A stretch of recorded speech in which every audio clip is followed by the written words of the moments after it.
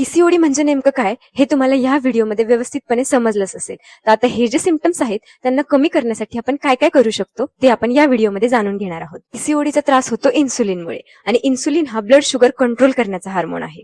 So blood sugar मध्ये जर imbalance झालं तर पीसीओडीचा त्रास हा होऊ शकतो. पहिलं पोषक तत्व जे आपल्याला पीसीओडीचा त्रास कमी करण्यामध्ये मदत करू शकतं ते म्हणजे मायो आयनोसिटॉल. हे एक व्हिटॅमिन बी आहे. हे आपल्याला इन्सुलिन रेझिस्टन्स कमी करण्यामध्ये आणि इन्सुलिन सेन्सिटिव्हिटी इम्प्रूव्ह करण्यामध्ये मदत करतं. त्याचसोबत हे आपले अँड्रोजन लेवल्स कमी करण्यामध्ये देखील मदत करतं. अँड्रोजन हे एक मेल सेक्स हार्मोन आहे आणि याच्यामध्ये हिरोसिटिझम म्हणजे चेहऱ्यावरती दाटसर केस येणं किंवा पिंपल्स येणं हे सारे सिम्पटम्स दिसून येतात. हे सर्व सिम्पटम्स कमी करण्यासाठी मायो आयनोसिटॉलचा उपयोग होतो. आयनोसिटॉल हे आपल्याला संपूर्ण धान्य, फळे, नट्स, बिया, भाज्या यांतून मिळतं. ओमेगा 3 फॅटी ऍसिड्स जे आपल्याला हार्मोनल इम्बॅलन्स व्यवस्थित करण्यासाठी मदत करतात आणि आपले इरेग्युलर पिरियड्स देखील व्यवस्थित करण्यामध्ये मदत करतात.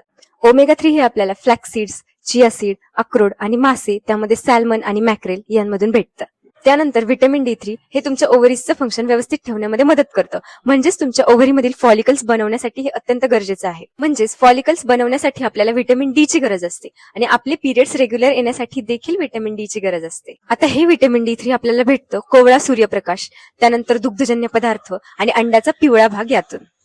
त्यानंतर होमिओपॅथिक औषधे देखील तुमचा पीसीओडीचा त्रास मुळापासून बरं करण्यामध्ये तुम्हाला मदत करतील.